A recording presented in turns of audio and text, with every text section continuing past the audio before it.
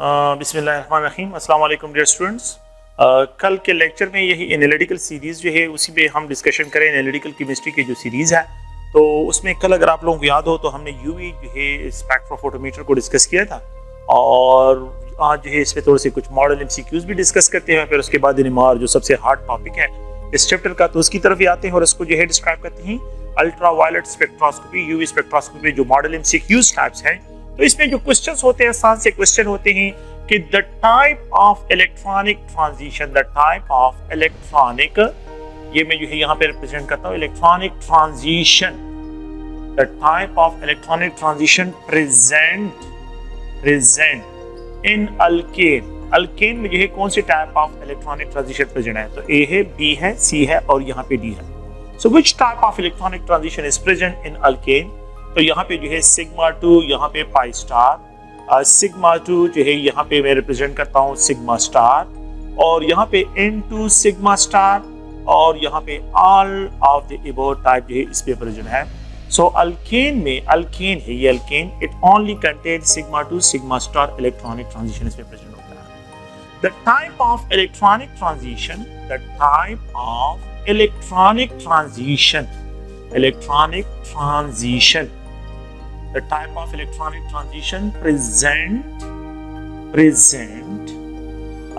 in alkyl halide, in alkyl halide। यहाँ पे मैं अगर लिख देता हूँ बस जनरली जो है इस क्लास ऑफ ऑर्गेनिक कंपाउंड को एक्सप्रेस करता हूँ alkyl halide। So that is A, B, C, D। अगर आप लोग देखें इस क्वेश्चंस को तो यहाँ पे जो है N2 pi star electronic transition, N2 sigma star electronic transition, sigma से sigma star electronic transition. Both जो है अगर आप देखें तो बोथ बी एंड सी, तो इसमें जो है ये ऑप्शन जो है ये प्रेजेंट है। क्योंकि अगर आपको याद हो कल मैंने डिस्कस किया था कि अल्काइल हैलाइड है तो यहाँ पे जो है इलेक्ट्रॉन्स जो है नॉन बॉन्डिंग इलेक्ट्रॉन भी है और यहाँ पे सिग्मा भी है, तो non bonding to sigma star और sigma to sigma star electronic transition भी इसको डिस्क्राइब करते हैं। So the type of electronic transition present in alkyl halide, तो आप लोगों ने ऑर्गेनिक कंपाउंड्स को देखना है। द टाइप ऑफ जो है यहाँ पे डिस्क्राइब करते हैं type of electronic transition, the type of electronic transition which required, जो है यहाँ पे इसको डिस्क्राइब करते हैं the type of electronic transition, electronic transition, the type of electronic transition present in aldehyde या कीटोन। यहाँ पे मैं लिख देता हूँ कीटोन, तो यहाँ पे A है, B है, C है और D है। तो आपने कीटोन को देखना है तो कीटोन में जो है नॉन बॉन्डिंग इलेक्ट्रॉन्स भी होते हैं, सिग्मा बॉन्ड भी होता है, पाई बॉन्ड भी।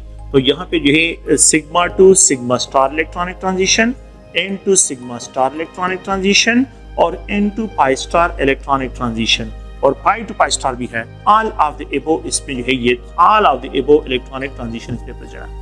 और हमने ये डिस्कशन की है कल, मैंने आप लोगों को इसमें ट्रेंड लिखा है कि N2 पाई स्टार सबसे लीस्ट एनर्जी का है, फिर उसके बाद N2 सिग्मा स्टार है और फिर उसके बाद पाई टू पाई स्टार है, और सबसे मैक्सिमम एनर्जी के लिए जो है वो sigma to sigma star electronic transition जो है यहाँ पे एक्वायर होगा। Okay, which of the following compound, which of the following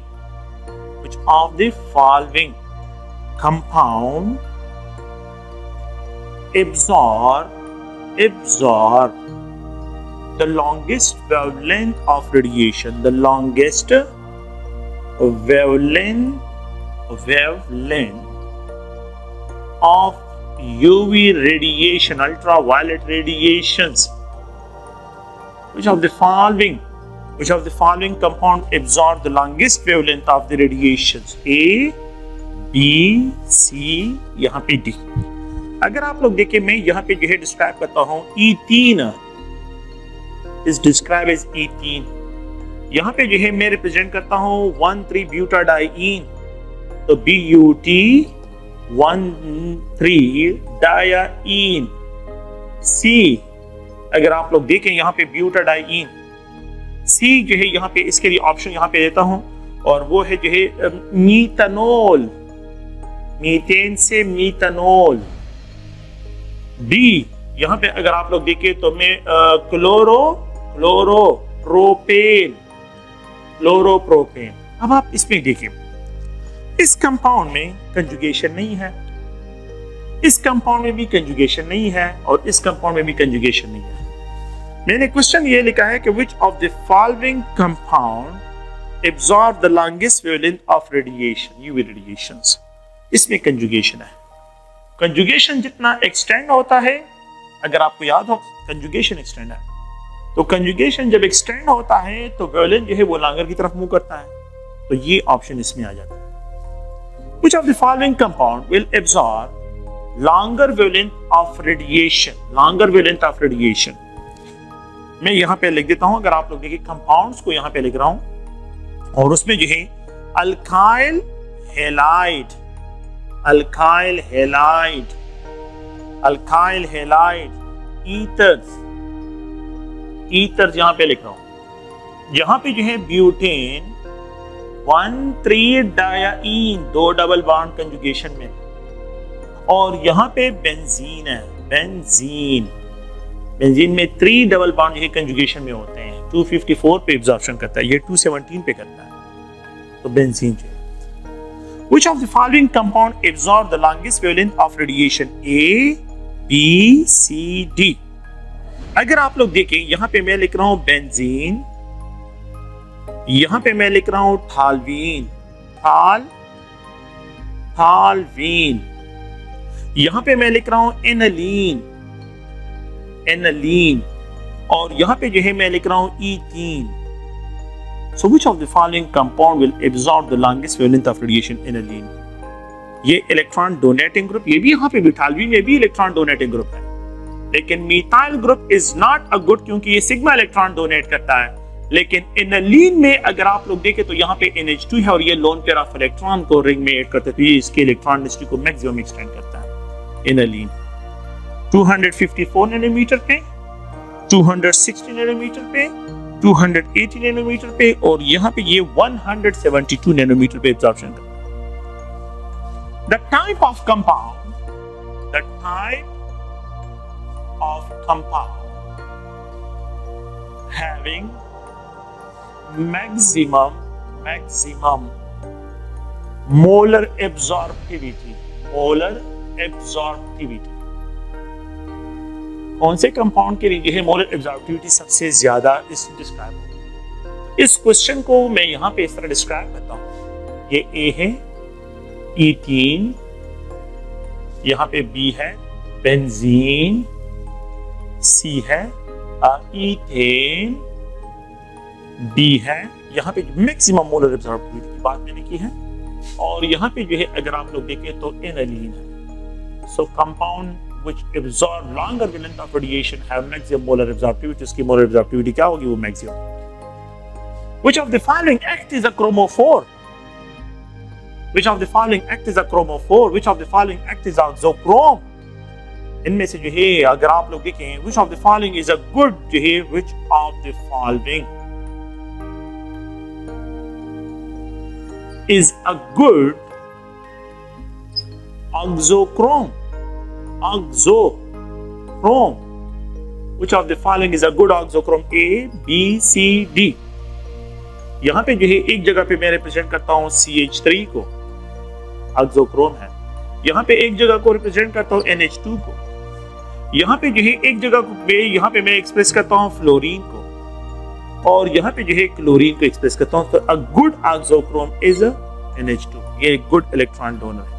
electronegativity भी कम है और लोन पेयर ऑफ इलेक्ट्रॉन भी है, तो इस वजह से जो है ये गुड इलेक्ट्रॉन डोनर. ये मोर इलेक्ट्रोपास जो है, लेकिन इसके साथ लोन पेयर ऑफ इलेक्ट्रॉन नहीं है कि फिर वो क्या करे, बेंजीन रिंग को ट्रांसफर, मतलब ये के ट्रांसफर करे. सो which of the following is a good auxochrome? Is NH2. NH2 is a good auxochrome. इसमें जो है डिस्क्राइब. तो ऑक्सोक्रोम के लिए अगर आप लोग क्या करते हैं इसके ट्रेंड को कि किसमें से सबसे गुड ऑक्सोक्रोम कौन सा है, तो सबसे गुड ऑक्सोक्रोम जो है अगर आप लोग देखें तो ये R और ये डबल दोनों अल्काइल, और ये जो है अगर आप लोग देखें अ सिंगल R और ये गुड, फिर ये सबसे गुड ऑक्सोक्रोम, ये फिर इसके, और यहाँ पे जो है अगर आप लोग देखें तो NH2 इनमें से सबसे वीक होगा, इनका जो ट्रेंड होगा. अच्छा, एक होता है दूसरा पॉइंट अगर आप लोग देखें यहाँ पे जो है एक है OCH3, अगर ये बेंजीन रिंग के साथ, ये भी एक्सोक्रोम है, तो ये इज अ गुड है as compare to the OH, लेकिन ये इनसे वीक है क्योंकि इसकी इलेक्ट्रोनेगेटिविटी ऑक्सीजन की इलेक्ट्रोनेगेटिविटी ज्यादा है. So it is a good oxochrome as compared to hydroxyl, and it is a good oxochrome. It means कि oxochrome पे the number of carbon increase करने से इलेक्ट्रॉन डोनेटिंग इफेक्ट इंक्रीज होगा तो फिर इसका बेंजीन को इलेक्ट्रॉन ट्रांसफर करना भी आसान हो जाता है। That's why it is described as a good auxochrome, इसको गुड ऑक्सोक्रोम से डिस्क्राइब करते हैं। So which of the following act is a good auxochrome, इनमें से कौन सा गुड ऑक्सोक्रोम है? ये अगर आप लोग देखें इनके जो क्वेश्चंस हैं आसान से क्वेश्चंस होते हैं, बिल्कुल जो है। अच्छा, यूवी का जो ग्राफ बनता है, यूवी का जो ग्राफ बनता है, ये अल्ट्रावायलेट स्पेक्ट्रोस्कोपी का जो कंप्यूटर पे जो है स्क्रीन पे जो ग्राफ बनता है, तो यहाँ पे वाई एक्सिस है, एक वाई एक्सिस है और एक जो है यहाँ पे एक्स एक्सिस है। अच्छा, एक्स एक्सिस पे जो है कंसंट्रेशन को प्लॉट करते हैं, कंसंट्रेशन, यहाँ पे कंसंट्रेशन प्लॉट होती है और इस वाई एक्सिस पे जो है एब्जॉर्बेंस जो है इसको जो है क्या करते हैं, इसको प्लॉट करते हैं। तो absorbance versus concentration and you will observe a broad spectrum, a broad development. Now it is described is a working curve, जो है इसको डिस्क्राइब करते हैं वर्किंग कर्व। ये इसको जो है वर्किंग कर्व, इसको as a reference standard use करते हैं एक कंपाउंड्स के लिए। तो ये वर्किंग कर्व है। ये क्या आप लोगों के पास जो ग्राफ बनता है इसको वर्किंग कर्व कहते हैं और इसको जो है स्टोर करते हैं कंप्यूटर में। और जब भी किसी अननोन कंपाउंड का स्पेक्ट्रा लेते हैं तो इन वर्किंग कर्व ग्राफ के साथ उसकी कंपैरिजन करते हैं कि आया जो है उसके साथ मैच कर रहा है कि नहीं। ये पॉइंट जो है मेरा केक, और ये जो है आप लोगों के पास जो है इसके लिए मोलर एब्जॉर्बिविटी जो है it depends on the nature of solute. ये किस पे डिपेंड करता है? नेचर ऑफ द सॉल्यूट पे। It is independent on the nature of solute. ये सॉलिड के नेचर पे इंडिपेंडेंट है लेकिन ये नेचर ऑफ द सॉल्यूट पे डिपेंड करता है। दो different nature of the solute have different molar एब्जॉर्बिविटी coefficient, उनके जो मोलर एब्जॉर्बिविटी कोएफिशिएंट होंगे वो इनसे डिफरेंट होंगे। Okay, so the technique that is used to find is को हम यूज करते हैं, UV को यूज करते हैं in order to find the conjugation in organic molecule. Conjugation in organic molecule. Conjugation जितनी extend होती है, conjugation in organic molecule. Organic molecule में conjugation, organic molecules. Conjugation जो है जितनी extend होती है, wavelength इतना increase की तरफ। तो the conjugation extend होता है, कंजुगेशन मॉलिक्यूल इंक्रीज होता है। तो ये पॉइंट आप लोग ज़हन में रखें कि आप लोगों के पास यहाँ पे लैम्डा मिक्स क्या होते हैं, ये इंक्रीज की तरफ जाता है। Lambda max increase, there is a direct relation, but there is a inverse relation of the conjugation with energy. Energy of the photon के साथ, with the frequency of photon के साथ, with the wave number of photon के साथ, इसका inverse relation है। Conjugation of the organic molecule में जितनी एक्सटेंशन होती है, लैम्डा मिक्स लॉन्गर वेवलेंथ की तरफ मूव करता है, रेड शिफ्ट होता है, बाथोक्रोमिक शिफ्ट होता है और एनर्जी कम होती है, फ्रीक्वेंसी कम और वेव नंबर जो है ज्यादा जो है यहाँ पे आप लोगों के वेव नंबर भी कम हो जाते हैं। सेकंड पॉइंट कंजुगेशन है। Second point, it is used both for the qualitative, इसको जो है क्वांटिटेटिव एनालिसिस के लिए भी इसको यूज करते हैं and it is also used for the qualitative analysis. Qualitative analysis के लिए भी इसको यूज करते हैं। क्वालिटेटिव एनालिसिस और क्वांटिटेटिव बोथ एनालिसिस के लिए क्या करते हैं, लेबोरेटरी में इसको यूज करते हैं। लेकिन the main function for the organic chemistry है, जो ऑर्गेनिक केमिस्ट्री में है, सिर्फ कंजुगेशन को डिटेक्ट करना कि ऑर्गेनिक कंपाउंड है और ये ऑर्गेनिक कंपाउंड जो है कौन से वेवलेंथ ऑफ लैम्डा मैक्स को जो है वो एब्जॉर्ब करते हैं। देखिए मेरी बात सुनिए, E3 के लिए ये फिक्स वैल्यू है, E3 के लिए बिल्कुल फिक्स वैल्यू है कि it will absorb at 172 nanometre में जो है लैम्डा मैक्स जो है इस रेंज में जो है ये एब्जॉर्ब करेगा। लेकिन ये पाई इलेक्ट्रॉन के लिए, पाई टू पाई स्टार ट्रांजिशन के लिए होगा। और अगर आप इस पे कार्बन कार्बन सिग्मा बॉन्ड को देखें, सिग्मा बॉन्ड के लिए उसके लिए 125 नैनोमीटर चला जाता है। तो ये आप लोगों के पास यूवी के लिए। अच्छा, एक दूसरा पॉइंट ये है कि अल्ट्रावायलेट स्पेक्ट्रोस्कोपी, इसके अल्ट्रावायलेट के जो रीजन है इसके 3 रीजन होते हैं। एक होता है UV vacuum UV region, vacuum UV region, ultraviolet region. ये 200 नैनोमीटर से बिलो जो होता है, 200 नैनोमीटर से बिलो जिन रेडिएशन का वेवलेंथ जो है 200 नैनोमीटर से बिलो हो उसको वैक्यूम यूवी रीजन में डिस्क्राइब करते हैं। अच्छा, और जहां पे जो है आप लोगों के पास क्या हो, अल्ट्रावायलेट रेडिएशन 200 नैनोमीटर से अबव हो और 400 नैनोमीटर के रेंज में हो, इन दोनों के रेंज में, it is called ultraviolet region. इसको अल्ट्रावायलेट रीजन कहते हैं। It is described as ultraviolet region, it is called vacuum UV region, vacuum ultraviolet region. और जब यहाँ पे हम आ जाते हैं तो यहाँ पे एक और पॉइंट के, ये अल्ट्रावायलेट विजिबल रीजन। तो अल्ट्रावायलेट विजिबल रीजन जो है ये 400 से एक्सटेंड होता है और 800 नैनोमीटर तक जो है यहाँ पे होता है। ना ये विजिबल रीजन है जिसमें कलर्स जो है हम डिटेक्ट कर सकते हैं, यूवी विजिबल रीजन। और यहाँ पे जो है तो अल्ट्रावायलेट के 3 रीजन होते हैं, vacuum UV region, vacuum UV region shorter wavelength, ultraviolet region longer wavelength और यूवी विजिबल रीजन सबसे लॉन्गर वेवलेंथ यहाँ पे डिस्क्राइब होगा। तो ये शॉर्टर वेवलेंथ है। जब वेवलेंथ इसका शॉर्टर है, इट मींस एनर्जी इसकी ज्यादा, फ्रीक्वेंसी इसकी ज्यादा, वेव नंबर इसकी ज्यादा है। Vacuum UV region have more frequency, more wave number, more जो है एनर्जी शॉर्ट वेवलेंथ रेडिएशन। और जब हम यहाँ पे आ जाते हैं तो यहाँ पे वेवलेंथ ज्यादा हो जाता है, एनर्जी कम हो जाती है, फ्रीक्वेंसी कम हो जाती है, वेव नंबर कम हो जाता है। और यहाँ पे वेवलेंथ और इंक्रीज हो जाता है, एनर्जी कम, फ्रीक्वेंसी कम, वेव नंबर और डिक्रीज की तरफ चला जाता है। तो इनमें से which of the following UV region have maximum energy, that is vacuum UV region? Which of the following UV region have least energy, UV visible region? Red colour जो होता है, ये जो रेड कलर है, ये विजिबल रीजन में सबसे longer wavelength में ऑब्जर्व, मतलब लॉन्गर वेवलेंथ रेडिएशन है विजिबल, इसलिए दूर से नजर आता है। तो अगर आप लोग देखें तो अल्ट्रावायलेट विजिबल रीजन जो है ये एक्सटेंड होता है, जिसमें वेव गायब होता है, violet, indigo, blue, green, yellow, orange और रेड। तो रेड सबसे बाद में आता है। लॉन्गर वेवलेंथ विजिबल रीजन में सबसे लॉन्गर वेवलेंथ रेड कलर जो है ये ऑब्जर्व होता है। ओके, तो vacuum UV region have more energy, more frequency, more wave numbers, और यूवी रीजन जो है लेस एनर्जी, एनर्जी कम, फ्रीक्वेंसी कम, वेव नंबर कम, वेवलेंथ ज्यादा। तो ये वेवलेंथ कम, ये वेवलेंथ ज्यादा, वेवलेंथ और ज्यादा हो जाती है, एनर्जी और कम हो जाती है, फ्रीक्वेंसी और कम हो जाती है, वेव नंबर और कम हो जाता है। तो ये अगर आप लोग देखें तो यहाँ पे जो है इसके लिए डिस्क्राइब करते हैं कि अल्ट्रावायलेट स्पेक्ट्रोस्कोपी की जो है ये डिफरेंट टाइप्स ऑफ रीजन जो है उसको डिस्क्रिप्शन करते हैं। तो ये एक जनरल कंसेप्ट है यूवी के बारे में, आप लोगों ने जो है इसको ज़हन में रखना है। And next we have to move for एक अनदर टॉपिक की तरफ आते हैं, और वो है एनएमआर की तरफ आते हैं कि एनएमआर जो है क्या है। तो ये अगर आप लोग देखिए यहाँ पे इसकी एनर्जी ज्यादा, फ्रीक्वेंसी ज्यादा, वेव नंबर कम, और वेव नंबर ज्यादा, वेवलेंथ सबसे कम है। एक अनदर टॉपिक की तरफ आते हैं, and that is NMR, nuclear magnetic resonance spectroscopy, where N जो है स्टैंड करता है फॉर द न्यूक्लियर, एम जो है स्टैंड करता है फॉर मैग्नेटिक, और यहाँ पे जो है स्पेक्ट्रोस्कोपी, इसके लिए NMR, nuclear magnetic resonance, sorry यहाँ पे रेजोनेंस स्पेक्ट्रोस्कोपी। तो ये बहुत पावरफुल टेक्निक है, एंड ये टेक्निक जो है it is a technique that is used to find the structure। इस टेक्निक की जो चीज़ बातें हैं उसको जो है पहले मैं यहाँ पे लिख देता हूँ। The type of technique that is used to find the type of nuclei, कि मॉलिक्यूल में किस तरह की न्यूक्लियाई प्रेजेंट है। The type of nuclei, in order to find the type of nuclei, कि मॉलिक्यूल में कितने types of nuclei प्रेजेंट हैं, उनको फाइंड आउट करने के लिए we have to apply NMR। हम NMR अप्लाई करते हैं। ये एक मॉलिक्यूल है, इथेनॉल है, इथेनॉल C2H6O, ये मेरे पास एक कंपाउंड है, इथेनॉल है, चलो इथेनॉल ही लिखते हैं। तो यहाँ पे जो है आप लोगों को type of nuclei, 3 types of nuclei है, देखिए कार्बन है, हाइड्रोजन है और ऑक्सीजन है। सो द टाइप ऑफ न्यूक्लियाई, इसमें कितने टाइप्स ऑफ न्यूक्लियाई है, तो यहाँ पे 3 टाइप्स ऑफ न्यूक्लियाई है इस मॉलिक्यूल।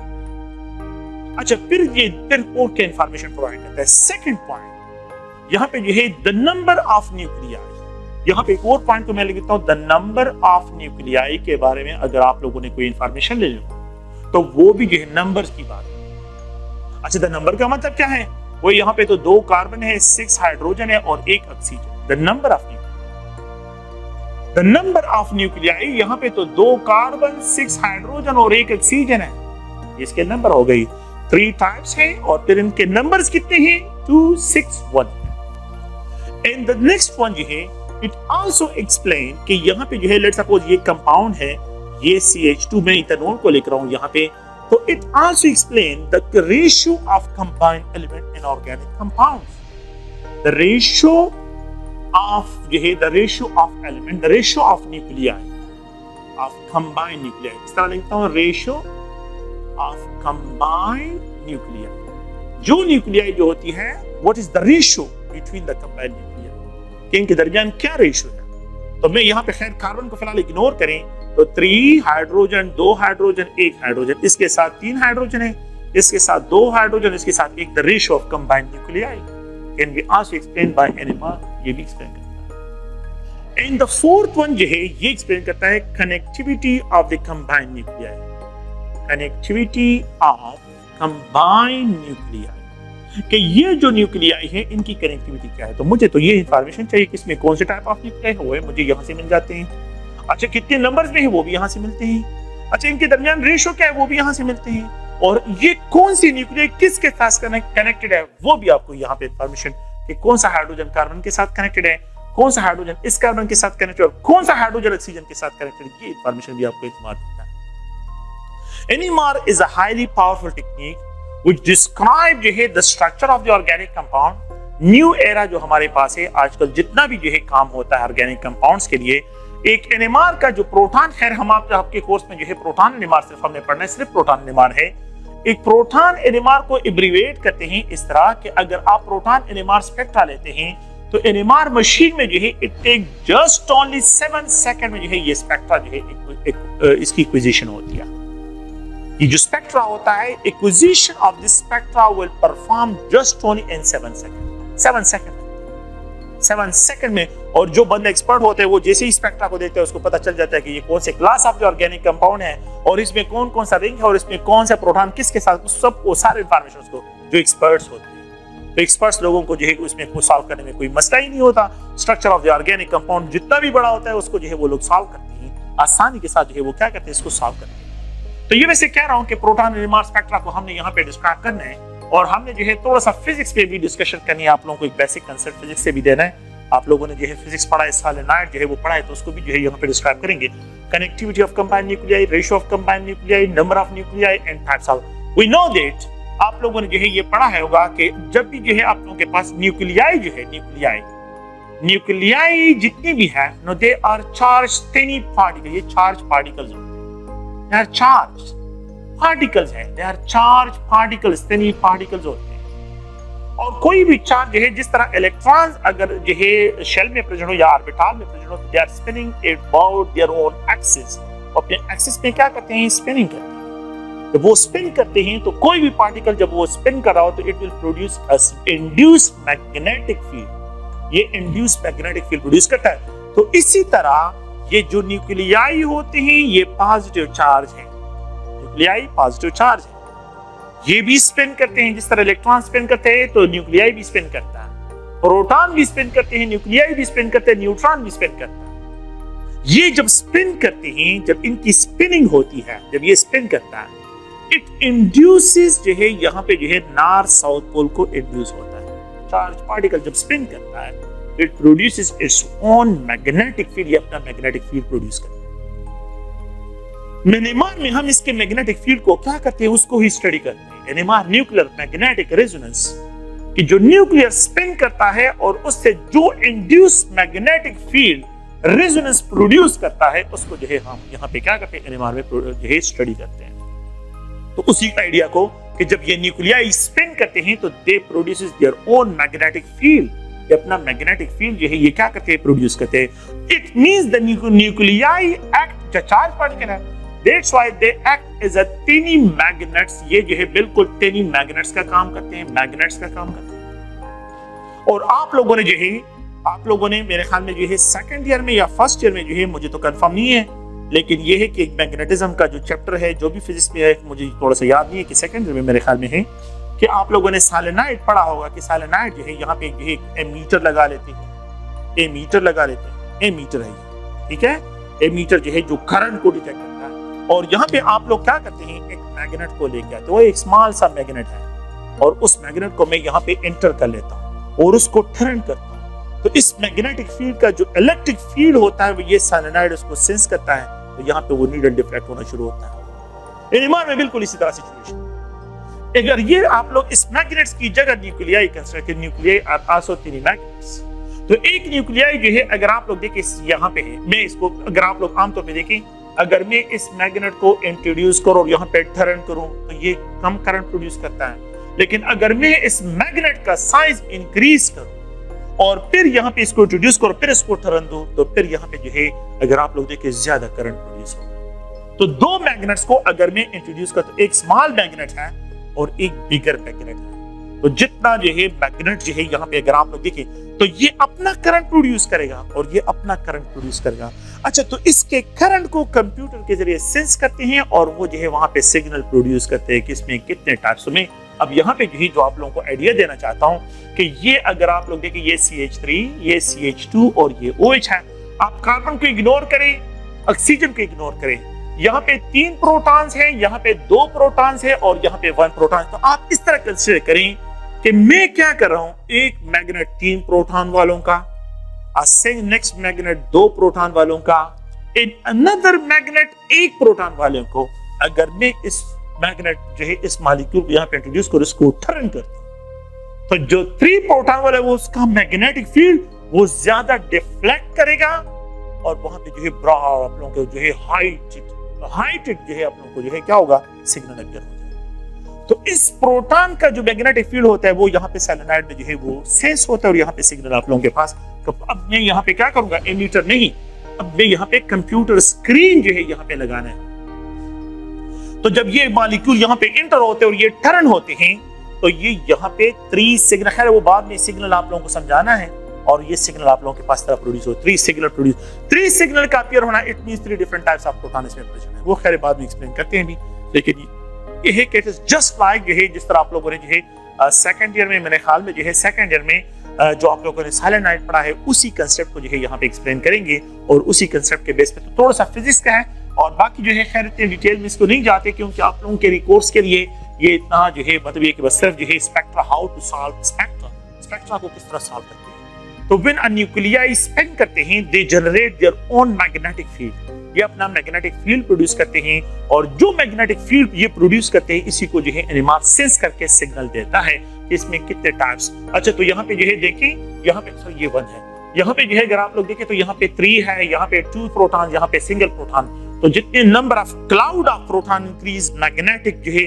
स्मॉल 3 मैग्नेट्स जो है इंक्रीज होंगे तो उसके लिए सिग्नल भी इंक्रीज होता जाएगा। सो न्यूक्लियाई जो है they behave as a tiny magnets. The type of nuclei, कौन से टाइप ऑफ न्यूक्लियाई जो है, टाइप ऑफ न्यूक्लियाई जो है वो क्या होंगे, एनएमआर एक्टिव होंगे। Type of nuclei which are NMR active, और कौन से न्यूक्लियाई जो है एनएमआर इनएक्टिव होंगे। तो कौन से टाइप ऑफ न्यूक्लियाई एक्टिव और कौन से जो है एनएमआर इनएक्टिव न्यूक्लियाई डिस्क्राइब होते हैं। तो 2 किस्म की न्यूक्लियाई होती है मॉलिक्यूल्स में जो है, 2 किस्म के, एक जो है एनएमआर एक्टिव होते हैं और एक एनएमआर इनएक्टिव न्यूक्लियाई होती है। अगर आप लोग देखें, मैं यहाँ पे डिस्क्राइब करता हूँ, हाइड्रोजन है तो यहाँ पे ये प्रोटॉन, और यहाँ पे जो है प्रोटॉन नंबर, ये मास नंबर, और ये प्रोटॉन नंबर, ये प्रोटॉन मास नंबर, ये प्रोटॉन नंबर। अगर आप लोगों के पास एक एलिमेंट है, यहाँ पे जो है इसका मास नंबर लिखा जाता है और यहाँ पे जो है उसका प्रोटॉन नंबर लिखा जाता है, प्रोटॉन नंबर, यहाँ पे उसका प्रोटॉन नंबर लिखा जाता है, यहाँ पे प्रोटॉन नंबर लिखा जाता है और यहाँ पे मास नंबर लिखा जाता है। अगर एक मॉलिक्यूल है और उसमें जो है प्रोटॉन नंबर भी 8 हो, प्रोटॉन, ये मास नंबर भी 8 हो, ये भी 8 हो, 8 नंबर हो, और ये भी 8 हो, तो the nuclei is considered to be NMR active. ये एनएमआर एक्टिव, इसका मैग्नेटिक जो है इसका मैग्नेटिक मोमेंटम भी होगा, और ये जो है एनएमआर एक्टिव होगा, इसका मैग्नेटिक फील्ड जो है, ये जो मैग्नेटिक फील्ड होगा, मतलब ये कि ये प्रोटॉन जो है एनएमआर एक्टिव न्यूक्लियाई डिस्क्राइब हो। क्या मतलब है इसका? अगर आप लोग देखें, मैं यहाँ पे फास्फोरस लिखूं, फास्फोरस 31, फास्फोरस 31, और यहाँ पे जो है ये 15, ये भी 8 नंबर है और ये भी 8 नंबर है। फ्लोरीन को अगर आप लोग देखें, फ्लोरीन जो है यहाँ पे 19, और यहाँ पे जो है अगर आप इसको देखें तो यहाँ पे आप लोगों के पास जो है ये 9, तो 19 ये भी 8 है और 9 ये भी 8 है, ये भी 8 है और ये भी 8 है। Such a type of nuclei having odd mass number, odd proton number are considered to be NMR active, ये NMR active। तो एक तो ये है कि ये दोनों odd हो, ये दोनों odd। दूसरा पॉइंट ये है, ये भी अगर आप लोग देखें NMR active है। एक अनदर पॉइंट ये है कि ये X है, ये मास नंबर और ये एटॉमिक नंबर, ये क्या है? एटॉमिक नंबर है। अच्छा, एटॉमिक नंबर में अगर मास नंबर जो है ये 8 हो, मास नंबर क्या हो? 8 हो, और एटॉमिक नंबर इवन हो, मतलब क्या है कि ये कार्बन है 6 है और यहाँ पे ये 13 है, ये 8, ये even. It is also NMR active, ये भी एनएमआर एक्टिव होगा। न्यूक्लियर मैग्नेटिक रेजोनेंस में जो है ये एनएमआर एक्टिव न्यूक्लियाई है। ये क्या है? एनएमआर एक्टिव न्यूक्लियाई है। अगर ये आप लोगों के पास 8 हो और यहाँ पे जो है ये क्या हो, ये अगर आप लोग देखें, मैं इसको एक और एग्जांपल से कि ये ऑक्सीजन है और ऑक्सीजन का एक आइसोटोप 617, यहाँ पे इसका मास नंबर 8 है और ये 8 है। इट इज एनएमआर एक्टिव, ये एनएमआर एक्टिव, ये एनएमआर एक्टिव। सो अगर आड हो, मास नंबर आड हो, एटॉमिक नंबर इवन हो, तो ये भी NMR एक्टिव न्यूक्लियाई डिस्क्राइब होगी। और इनका भी आप लोगों के पास NMR स्पेक्ट्रा जो है, यहाँ पे आप लोगों के पास इसका NMR स्पेक्ट्रा आप लोगों को मिलेगा। द नेक्स्ट अगर आप लोग देखें, यहाँ पे जो है एक और आइडिया ये है कि ये जो है क्या है, मास नंबर है, और यहाँ पे जो है ये एटॉमिक नंबर है, ये एटॉमिक नंबर, और आपके पास ये मास नंबर इवन हो, ये इवन हो और ये आड हो, तो भी NMR एक्टिव। नाइट्रोजन है और ये 14 और ये 7, नाइट्रोजन 14 ये 7, नाइट्रोजन 14 ये 7, ये इवन ये 8, ये भी NMR एक्टिव है। लेकिन कौन सी न्यूक्लियाई जो है वो NMR इनएक्टिव होगी? NMR इनएक्टिव जो है, जो NMR में साइलेंट होंगे, there is no signal appear for NMR। NMR में जो है इनएक्टिव न्यूक्लियाई, ये कौन सी न्यूक्लियाई जो है इनएक्टिव होंगी, वो नोट करें। वो ये है कि लेट्स सपोज है ये कार्बन है और ये जो है, बल्कि इस तरह लिखता हूं, एक्स जो है ये एटॉमिक नंबर है, एटॉमिक नंबर, और जहां पे ये मास नंबर, अगर ये क्या हो, ये भी इवन हो, इवन, और ये भी इवन हो, दोनों इवन हो, तो फिर ये जो है NMR इनएक्टिव न्यूक्लियाई। तो मतलब क्या है कि यहाँ पे जो है अगर आप कार्बन को देखें, कार्बन 6 और यहाँ पे ये 12, ये भी इवन और ये भी इवन है। अगर आप ऑक्सीजन को देखें तो ऑक्सीजन जो है ये 8 और यहाँ पे जो है ये 16। ये क्वेश्चन अगर आप 2015 के पेपर में देखिए, ये प्रेजेंट दिया है कि which of the following nuclei have zero spin quantum number, that is oxygen। क्यों? क्योंकि ये भी आड है, और सॉरी ये भी इवन है, ये भी इवन है, ये भी इवन, ये भी इवन है। नो, जब दोनों इवन इवन होंगे NMR इनएक्टिव होगा, and have zero spin quantum number, spin quantum number। इनके लिए स्पिन क्वांटम नंबर की वैल्यू क्या होगी, ये 0 होगी, लेकिन इनके लिए स्पिन क्वांटम नंबर जो है ये 0 नहीं होगा। तो जिनका स्पिन क्वांटम नंबर 0 के बराबर नहीं है वो NMR एक्टिव है, और जिनका स्पिन क्वांटम नंबर 0 के बराबर आ जाए, इवन हो जाए, तो फिर वो NMR इनएक्टिव न्यूक्लियाई डिस्क्राइब होगी। तो आप लोगों ने जो है ये 3 केसेस, बल्कि 4 केसेस हैं।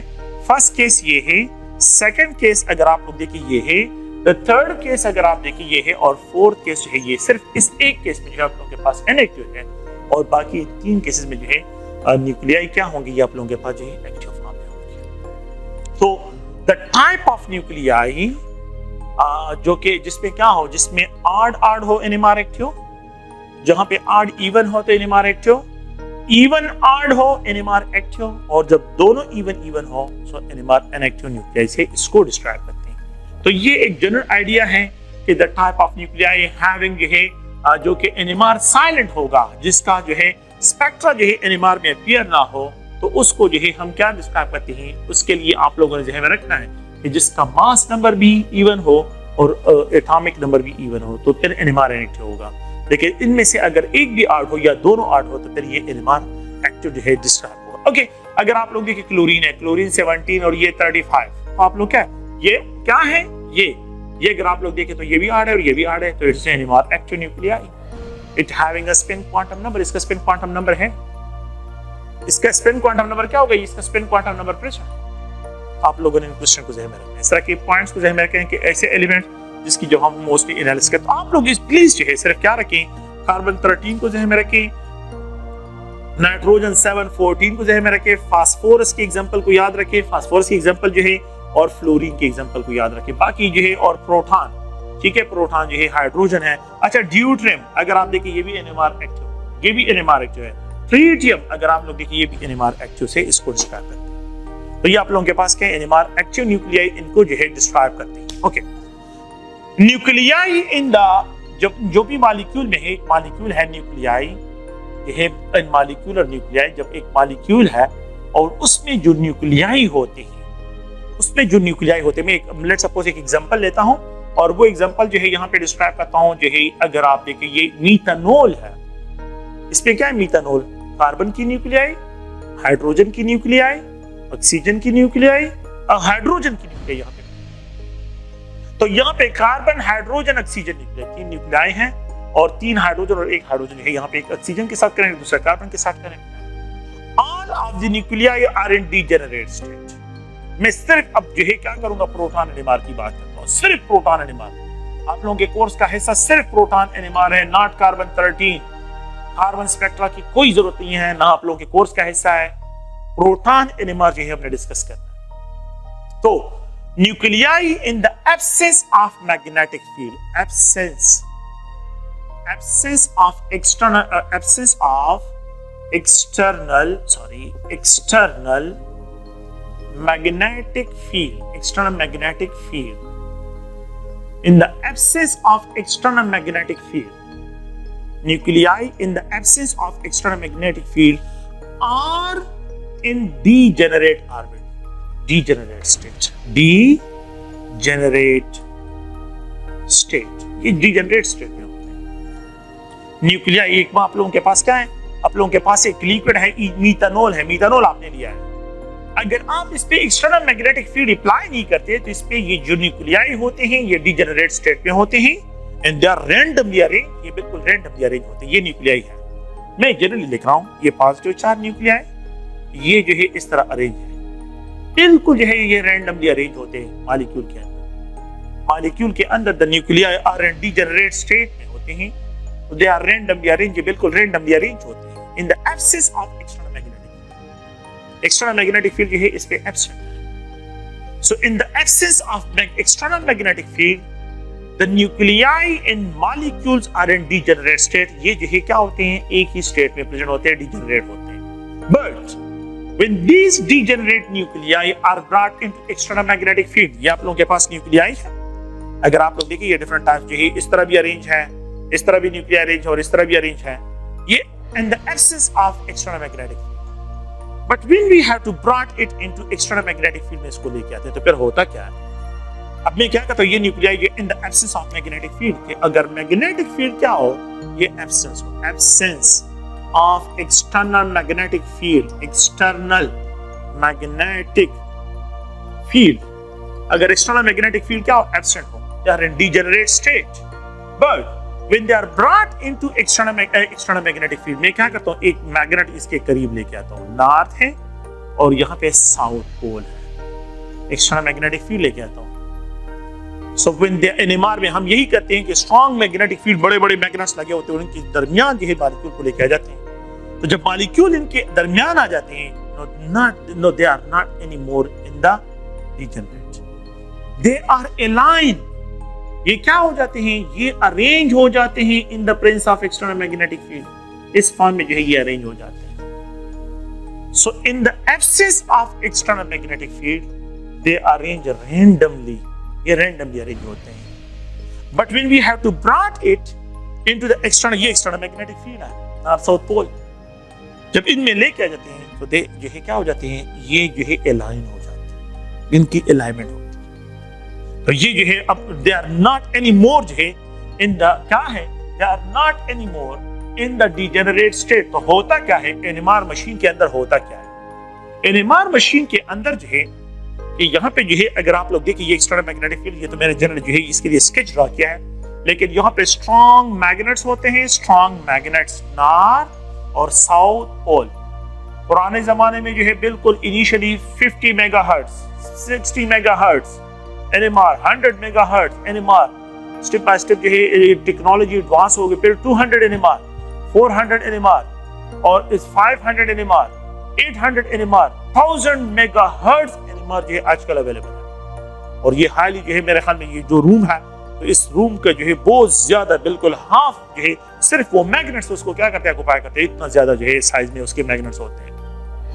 एंड दे आर जो है they are immersed in a super, जो है क्या होते हैं, सुपर कूल्ड हीलियम में जो है इसको जो है इमर्स किए होते हैं, ये मैग्नेट्स को वहां पे क्या किए होते हैं, उसमें इमर्स किए होते हैं। तो अब जब इन मैग्नेटिक न्यूक्लियाई को यहाँ पे लेके आ जाते हैं तो ये अलाइन हो जाते हैं, यहाँ पे जो है ये अरेंज हो जाते हैं इस तरह। आप लोग देखिए ये जो है न्यूक्लियाई, इसमें ये मैंने मॉलिक्यूल में 4 न्यूक्लियाई, मॉलिक्यूल में तो आप लोगों के पास अगर मैं 1 मोल लेता हूँ तो उसमें तो अगर आप लोग देखें आप लोगों के पास Avogadro number 3, Avogadro number 4, Avogadro पता नहीं कितने ज्यादा न्यूक्लियाई होंगे, तो बहुत ज्यादा न्यूक्लियाई, सिर्फ क्योंकि मैं तो उन सबको एक्सप्रेस नहीं कर सकता। एनएमआर मशीन में जो है न्यूक्लियर मैग्नेटिक एनएमआर मशीन में, तो यहाँ पे जो है ये अलाइन कर लेते हैं एंड देन, और से सुने यहाँ पे जो है जिस ट्यूब में ये पड़े होते हैं, खैर ये ट्यूब इतना बड़ा नहीं है जो मैं यहाँ पे मेंशन कर रहा हूँ, ये तो सिर्फ जो है विजुलाइज करने के लिए। ये बिल्कुल जो है ना, बिल्कुल बॉयल पॉइंट नहीं, बॉयल पॉइंट के जो है डायमीटर के, बॉयल पॉइंट जो होता है उसके डायमीटर के बराबर जो होता है, बिल्कुल इसके डायमीटर के बराबर इसका ट्यूब का जो है क्या होता है, डायमीटर होता है, और लेंथ भी बिल्कुल, हाइट भी उसके इतना ही होता है जो बॉयल पॉइंट का है। तो बिल्कुल, लेकिन मैंने तो इसको मैग्नीफाई किया हुआ है। एंड इट इज इनक्लोज, इस ट्यूब के इर्द गिर्द क्या होता है, सैलिनाइड काइल, हाईली काइल सैलिनाइड। ये जो है यहाँ पे सैलिनाइड होता है, जिसको मैंने अभी डिस्कस किया। It is connected with a detector, ये यहाँ पे डिटेक्टर के साथ कनेक्टेड होता है। डिटेक्टर हाईली जो है पूरा जो है बड़ा सा जो है बॉक्स होता है और उसमें डिटेक्टर लगे होते हैं।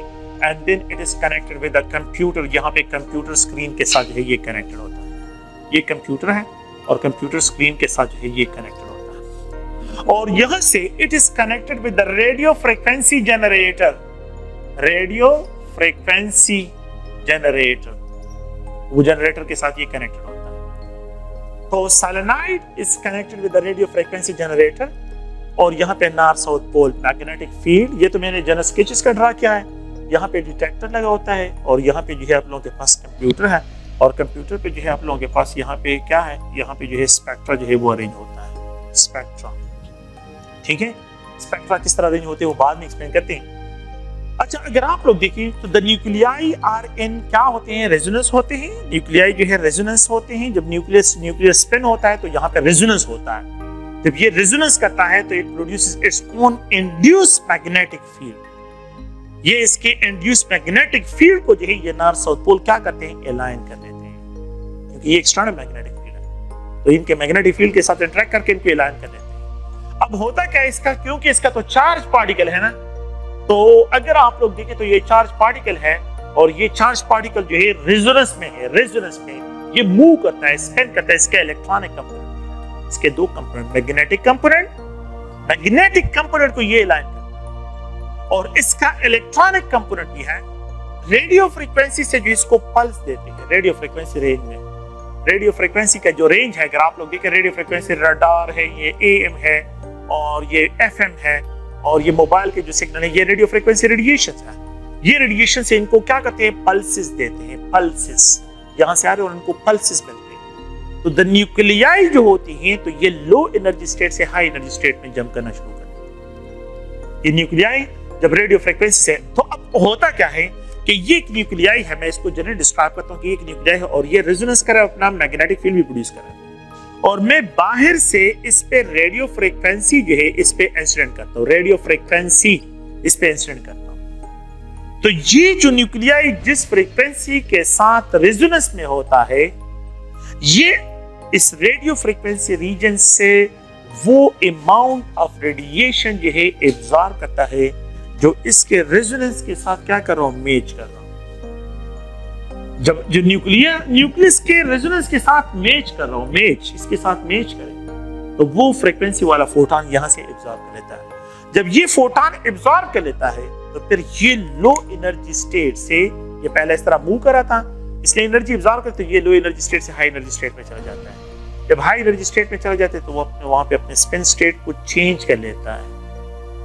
तो स्पिन फ्लिपिंग इसको कहते हैं, कि स्पिन का फ्लिप होना, कि व्हेन एनएमआर में जो है आप एक्सटर्नल मैग्नेटिक फील्ड में और रेडियो फ्रीक्वेंसी के पल्सेस से न्यूक्लियाई जो है ये रेडिएशन एब्जॉर्ब कर लेते हैं, और जब ये रेडिएशन एब्जॉर्ब करते हैं तो ये लो एनर्जी स्टेट से हाई एनर्जी स्टेट में चले जाते हैं और वहां पे जो है क्या हो जाते हैं, रिवर्ट हो जाते हैं। रिवर्ट होना, द स्पिन का प्लस हाफ से माइनस हाफ पे चले जाना, it is called spin flipping. तो spin flipping is observed in case of NMR, ये एनएमआर में होता है। तो जब ये अगर आप लोग देखें तो दे आर अलाइन, ये क्या होते हैं, अलाइन जो है यहाँ पे इसको डिस्क्राइब करते हैं कि अलाइन होते हैं। तो दो पॉसिबिलिटीज हैं, अगर आप लोग देखिए मैं यहाँ पे डिस्क्राइब करता हूँ कि ये आप लोगों के पास क्या है, ये एक्सटर्नल मैग्नेटिक फील्ड है नॉर्थ और ये साउथ, ये north and south, north south. अगर मैं न्यूक्लियाई को, nuclei are also small tiny magnets,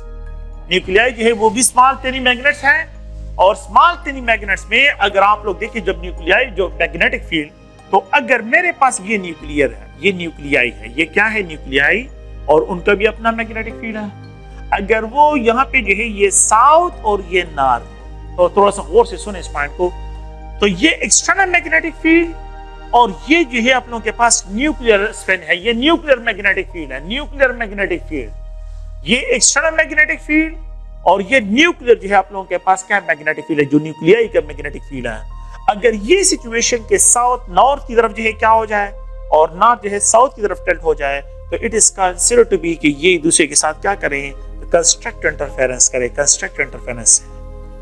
जब कंस्ट्रक्ट इंटरफेरेंस होगा तो इसमें एनर्जी डिक्रीज की तरफ जाएगा। और अगर दूसरा पॉइंट ये है कि यहाँ पे जो है ये नॉर्थ साउथ है, दूसरे 5 चांस क्या है, और यहाँ पे ये नॉर्थ साउथ कंसेप्ट है, और यहाँ पे आप लोगों के पास ये न्यूक्लियाई इस तरह आ जाए कि नॉर्थ नॉर्थ के सामने जो साउथ साउथ के सामने आ जाए, तो it is described as a destructive.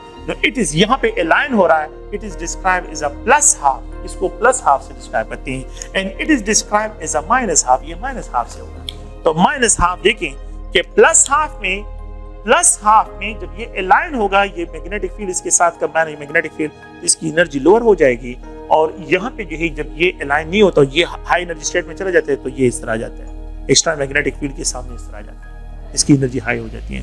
तो इसकी एनर्जी हाई होगी और इसकी एनर्जी लोअर होगी। So the magnetic momenta of the nuclear will be split up into two, ये दो रीजन में, एक लोअर एनर्जी में और दूसरा हाई एनर्जी में स्प्लिट हो जाएगा। अच्छा, जितना स्ट्रॉन्ग मैग्नेटिक फील्ड होगा, जितना स्ट्रॉन्ग मैग्नेटिक फील्ड होगा, the gap of the splitting जो है ये इनके दरमियान इंक्रीज होता जाएगा। The gap of the splitting जो है इनके दरमियान क्या होगा, ये इनके दरमियान इंक्रीज होता जाएगा। तो प्लस हाफ में external magnetic field and nuclear spin align होते हैं, माइनस हाफ में external magnetic field and nuclear spin जो है अपोज होते हैं। न्यूक्लियर स्पिन, ये न्यूक्लियर स्पिन है, ये अपोज होते हैं। तो ये एक जनरल स्केच इसके लिए डिस्क्राइब करती है। ओके, अब अगर आप लोग देखें, मैं यहाँ पे जो है आप लोगों को एक और आइडिया देता हूँ। मैंने जो आप लोगों को आइडिया दिया था, वो आइडिया ये था कि ये कार्बन है और ये हाइड्रोजन है, ये कार्बन है, हाइड्रोजन है और ये ईथर। एक प्रोटॉन ये है, अच्छा एक प्रोटॉन ये है और 3 प्रोटॉन, ये 2 प्रोटॉन है, ये 3 प्रोटॉन है। अगर मैं इन तीनों को यहाँ पे लेके आ जाता हूँ, इस सोलेनॉइड के अंदर लेके आ जाते हैं, सोलेनॉइड के अंदर, और यहाँ पे इसकी शिमिंग होती है। शिमिंग का मतलब है स्पिनिंग। तो ये हाइड्रोजन हाइड्रोजन हाइड्रोजन, ये 2 हाइड्रोजन एक कार्बन के साथ, और ये यहाँ पे एक हाइड्रोजन इस एक कार्बन के साथ। ये मॉलिक्यूल इस ट्यूब में जो है क्या होता है, स्पिन होता है, स्पिन।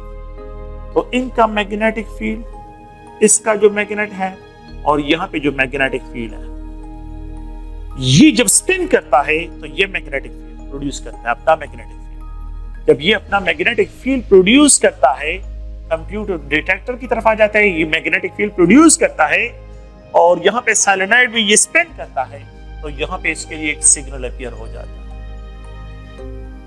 अच्छा, ये CH3 है, इसका एनवायरनमेंट इसके एनवायरनमेंट से डिफरेंट है। अब ये जब स्पिन करता है तो ये अपना मैग्नेटिक फील्ड प्रोड्यूस करता है। मैंने आपको बताया था ना, ये बड़ा मैग्नेट है और यहाँ पे जो है ये स्मॉल मैग्नेट है, और यहाँ पे ये हाइड्रोजन जो है सबसे, जो एक हाइड्रोजन है तो ये सबसे स्मॉल मैग्नेट है। तो जब ये जो है क्या होगा, इसका हाइट इंक्रीज होगा। ओके, सेकंड में CH2, जब CH2 होगा तो ठीक है, वो सिग्नल प्रोड्यूस करेगा, लेकिन उसका हाइट कम हो जाएगा। और ये जो हाइड्रोक्सिल एक प्रोटॉन है तो इसका मैग्नेटिक फील्ड बहुत ही कम होगा, तो ये बहुत ही स्मॉल। 3 सिग्नल का अपीयर होना, 3 डिफरेंट टाइप्स ऑफ मैग्नेट्स यहाँ पे प्रेजेंट है। 3 different types of magnets means 3 different types of nuclei. 3 different types of nuclei same hydrogen hydrogen hydrogen ही है, लेकिन इसका मतलब है 3 different types of hydrogen environment जो है यहाँ पे प्रेजेंट है। एनएमआर इसको सेंस करता है और यहाँ पे 3 सिग्नल आपको देता है। यही एनएमआर की ब्यूटी है कि एनएमआर जो है आप लोगों को जो इंफॉर्मेशन प्रोवाइड करता है बहुत ही स्ट्रॉन्ग, मतलब ये कि इलेक्ट्रोमैग्नेटिक रेडिएशन जो इसमें होती हैं तो रेडियो फ्रीक्वेंसी होती है, लेकिन ये है कि ये बहुत ही जो है क्या है, इस तरह की टेक्निक है जिसके बगैर जो है ऑर्गेनिक केमिस्ट्री या केमिस्ट्री वाले जो है बिल्कुल क्या होते हैं, वो हेल्पलेस होते हैं। मतलब ये कि वो कुछ भी नहीं कर सकते रिसर्च वर्क में जब तक उनके पास एनएमआर ना। एनएमआर मशीन बहुत इंपॉर्टेंट मशीन है। तो खैर ये तो जनरल सा है, और इसको जो है यहाँ पे डिस्क्राइब करते हैं कि ये एनएमआर मशीन का जो है बेसिक कंसेप्ट है, और इस बेसिक कंसेप्ट को जो है मैंने यहाँ पे डिस्क्राइब करना, और इसको जो है आप लोगों ने ज़हन में रखना है कि how we have to describe it, इसकी जो है किस तरह डिस्क्रिप्शन करते हैं। नेक्स्ट में जो है यहाँ पे डिस्कशन करता हूँ, एक और पॉइंट की तरफ आते हैं और वो है एनएमआर मशीन में जो है आप लोगों के पास जो है केमिकल शिफ्ट क्या होता है, और इसके लिए जो है अगर आप लोग देखिए केमिकल शिफ्ट के अलावा यहाँ पे जो है how you have to solve the spectra, इन स्पेक्ट्रा को किस तरह सॉल्व करते हैं, तो उन पॉइंट्स की तरफ हमने आना है और उसको जो है हमने यहाँ पे एक्सप्लेन करना है। अगर आप लोग देखें तो अब इस एनएमआर में जो है हम एक और टॉपिक की तरफ आते हैं कि what is mean by chemically equivalent proton, chemical equivalent proton. ये केमिकल इक्विवेलेंट प्रोटॉन किसे कहते हैं, केमिकल शिफ्ट किसे कहते हैं, ये डिफरेंट टाइप्स ऑफ कांसेप्ट्स हैं, इनको जो है डिस्क्राइब करते हैं केमिकल इक्विवेलेंट प्रोटॉन जो होते हैं। So the type of protons, let's suppose है, इसका मतलब क्या है वो खैर अभी मैं एक्सप्लेन करता हूं कि द टाइप ऑफ प्रोटॉन्स, मैंने आप लोगों को बता दिया कि we have to just already describe protons, the type of protons having same chemical environment, having same electronic environment, जिनका इलेक्ट्रॉनिक एनवायरमेंट जो है क्या होता है वो सेम होता है, सिमिलर होता है, सिमिलर इलेक्ट्रॉनिक एनवायरमेंट, ठीक है। तो environment, so they are called chemically equivalent proton, इनको केमिकल इक्विवेलेंट प्रोटॉन से डिस्क्राइब करते हैं। The type of proton having same electronic environment they are describe as chemically equivalent proton, उनको केमिकल इक्विवेलेंट प्रोटॉन से describe करते हैं। अच्छा, chemical equivalent protons का मतलब क्या है? लेट्स सपोज है ये मीथेन है, मीथेन में बिल्कुल बहुत बेसिक से स्टार्ट ले रहा हूं, मीथेन मॉलिक्यूल। यहां पे अगर आप लोग देखिए ये ईथेन मॉलिक्यूल है, ईथेन मॉलिक्यूल, और आप कार्बन को इग्नोर करें, आप जो है सिर्फ जो है हाइड्रोजन को यहां पे कंसीडर करते हैं, और यहां पे जो है ये प्रोपेन मॉलिक्यूल है, प्रोपेन। जब मैं इस मीथेन मॉलिक्यूल का एनएमआर में स्पेक्ट्रा लेता हूं, टीएमएस को मैंने भी एक्सप्लेन करना है, तो ये tetramethyl silane is used as a reference standard. Tetra TMS stand for the TMS, tetramethyl, तो टीएमएस जो है is used as a reference standard, ठीक है, एज अ रेफरेंस स्टैंडर्ड। अच्छा, ये टेट्रामीथाइल साइलेन, तो अगर आप लोग देखें तो ये 3 मीथाइल हैं, एक टेट्रा, और ये भी थी अनदर, ये 4 मीथाइल हो गया, और ये साइलेन सिलिकॉन है। तो टेट्रामीथाइल, ये 12 प्रोटॉन्स 3 3 3 3, इन सब का एनवायरनमेंट बिल्कुल सेम है। सो दैट्स व्हाई ये 12 protons chemically equivalent proton, chemically identical proton are called chemically, जो केमिकली आइडेंटिकल होते हैं, so they are called chemically equivalent proton. CH3 CH3 CH3 CH3 बिल्कुल इनका इलेक्ट्रॉनिक एनवायरनमेंट सेम, तो इन सारे प्रोटॉन का एनवायरनमेंट सेम है। तो ये एक सिग्नल जो होता है जो स्टैंड करता है फॉर टीएमएस के लिए, ये 12 प्रोटॉन्स के लिए स्टैंड करता है, 12 प्रोटॉन्स के लिए, और इसकी जो वैल्यू है केमिकल शिफ्ट वैल्यू, इसके लिए डिस्क्राइब करते हैं 0 ppm पार्ट्स पर मिलियन, 0 ppm इसको इज रेफरेंस स्टैंडर्ड लेते हैं। और बाकी जो केमिस्ट्री होती है, बाकी जो कंपाउंड्स होते हैं, उनकी केमिस्ट्री को इस टीएमएस के साथ रेफरेंस स्टैंडर्ड जो है क्या करते हैं, कंपैरिजन करते हैं। तो अगर आप मीथेन मॉलिक्यूल को जो है यहाँ पे स्पेक्ट्रा लें, तो मीथेन मॉलिक्यूल में जो है you will get just only 1 signal, ये टीएमएस का हो गया, टीएमएस रेफरेंस स्टैंडर्ड का हो गया, और ये जो है सिग्नल जो है इन 4 प्रोटॉन्स के लिए। अच्छा, एक और पॉइंट, इंटरेस्टिंग पॉइंट जो है में रखें, ये कंसंट्रेशन, ये पीपीएम, ये कंसंट्रेशन, ये पीपीएम, यहां पे कंसंट्रेशन एक्स वाई एक्सिस पे कंसंट्रेशन, और यहां पे पीपीएम जो है केमिकल शिफ्ट में जो की वैल्यू जो है यहां पे इसको डिस्क्राइब करते हैं। अच्छा, जितना हाइट इंटेंस होगा कंसंट्रेशन ज्यादा होगी, हाइट ज्यादा कंसंट्रेशन ज्यादा। अच्छा, तो द हाइट जो है आप लोगों के पास जो सिग्नल का होगा, हाइट, जो यहां पे हाइट होगा, हाइट रिप्रेजेंट करता है कंसंट्रेशन को, एंड इसको पीक एरिया कहते हैं, पीक एरिया। ये जो है कंप्यूटर खुद ही करता है, ये ऑटोमेटिक होता है, ये बिल्कुल जो है कंप्यूटर खुद ही जो है इसकी रिकॉर्डिंग करता है। पीक एरिया जो है, पीक एरिया ये डिस्क्राइब करते हैं द नंबर, ये स्टैंड करते हैं for the number of hydrogen, ये नंबर ऑफ हाइड्रोजन को एक्सप्रेस करता है, नंबर ऑफ हाइड्रोजन को। यू विल ऑब्जर्व 4 हाइड्रोजन के लिए यहां पे ये पीक स्टैंड करेगा। ये पीक एरिया जो है यहां पे क्लियर कट जो है न्यूमेरिकली लिखा होगा 4 प्रोटॉन्स के लिए, 4 प्रोटॉन के लिए स्टैंड करता है। अच्छा, जब आप ईथेन का स्पेक्ट्रा लेते हैं, ईथेन, तो टीएमएस तो बिल्कुल वही 0 पे होगा,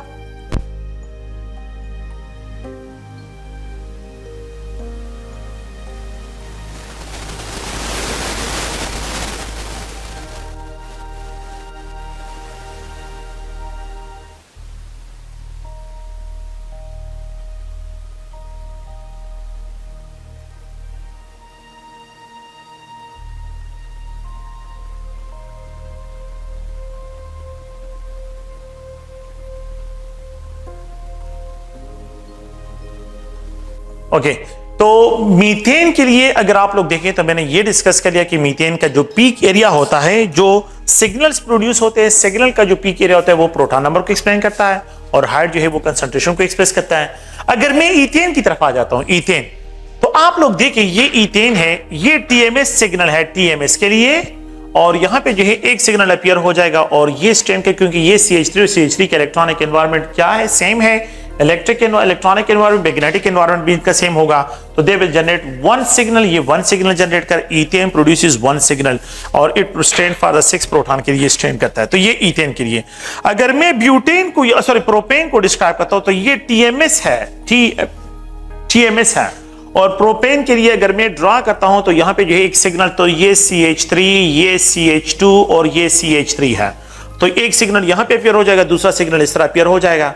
अच्छा, दो सिग्नल जो है यहां पे अपीयर हो जाएंगे। अच्छा, दो सिग्नल का अपीयर होना, इट मींस दो डिफरेंट टाइप्स ऑफ प्रोटॉन इस मॉलिक्यूल में प्रेजेंट है। अगर एक सिग्नल अपीयर हो रहा है, it means one type of proton present है। अगर दो सिग्नल अपीयर हो रहा है, it means two types of proton present है। तो एक जो है ये हो गए, ये इन दोनों का एनवायरमेंट सेम, और इसका एनवायरमेंट जो है इससे क्या है, ये डिफरेंट है, ये CH2 है, ये CH3 है, CH3 का डिफरेंट है। तो यहां पे ये स्ट्रेन करता है फॉर द 6 प्रोटॉन और ये स्ट्रेन करता है for the 2 proton. It strain for the 2 CH3 के लिए स्ट्रेन करता है, and it strain for the single CH2 के लिए जो है ये स्ट्रेन करता है। बिल्कुल क्लियर कट, यहां पे पीक एरिया पे है 6 प्रोटॉन और पीक एरिया जो है 2 प्रोटॉन को डिस्क्राइब करता है। अगर मैं यहां पे क्या करता हूं, ब्यूटेन को डिस्क्राइब करूं कि यहां पे एक मॉलिक्यूल ब्यूटेन है और उस ब्यूटेन को जो है यहां पे लेते हैं, ये CH3 और ये CH2, ये CH2, ये CH3 है, तो अब मेरे पास यहां पे एक सिग्नल यहां पे अपीयर हो जाएगा और दूसरा सिग्नल यहां पे, क्यों? क्योंकि ये CH3 और ये CH3 एक दूसरे के साथ बिल्कुल सिमिलर है, तो they will produce one signal strain for the 6 proton. और ये दो CH2 बिल्कुल सिमिलर है, so they will produce one signal, ये बिल्कुल सिमिलर है, तो 4 प्रोटॉन के लिए स्ट्रेन करेगा। अच्छा, यहां पे भी दो सिग्नल, यहां पे भी, तो मैंने प्रोपेन और ब्यूटेन में किस तरह डिफरेंशिएट करें, ये प्रोपेन है और ये ब्यूटेन है, मैंने यहां से देखना है 6 प्रोटॉन, बिल्कुल 6 प्रोटॉन है, लेकिन यहां पे क्या डिफरेंस है, डिफरेंस इन दोनों में देखें, यहां पे 2 प्रोटॉन, यहां पे 4 प्रोटॉन है, 6 प्रोटॉन के साथ 2 प्रोटॉन लिंक है, प्रोपेन है, 6 प्रोटॉन के साथ 4 एक्स्ट्रा प्रोटॉन प्रेजेंट है, ब्यूटेन जो है आप लोगों के पास यहां पे ये प्रेजेंट है। ओके, और अगर आप लोग देखिए एक दूसरा पॉइंट यहां पे देखिए कि इसको मैं रिंग स्ट्रक्चर में लेके आ जाता हूं, लेट्स सपोज साइक्लोप्रोपेन है, the compound is name is cyclopropane.